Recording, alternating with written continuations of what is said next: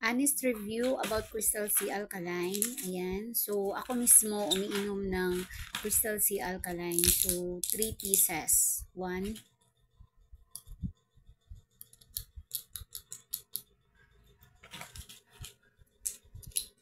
2,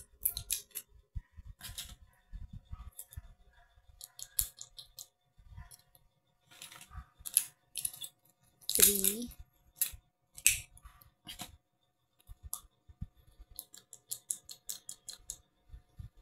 ayan. Tapos, kukuha akong tubig. Ayan. Inumin ko, mumug ko, and then, lunukin ko siya. So, direct sa mouth. So, nalilinis yung lalamunan ko. At the same time, napupunta din sa ngipin ko. So, nakakatulong po yan. Ayan siya, yung box namin. Ayan, so expiration niya 2027. And then, sodium ascorbate po siya, 562.42 grams, milligrams. Ayan, sodium ascorbate. Ayan, Crystal C Alkaline. So, alkaline po siya.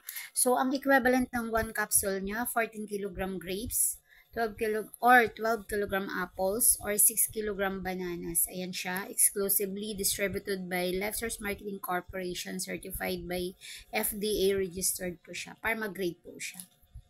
Ayan, so, maraming salamat.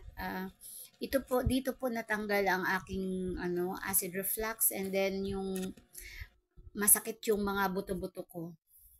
Thank you.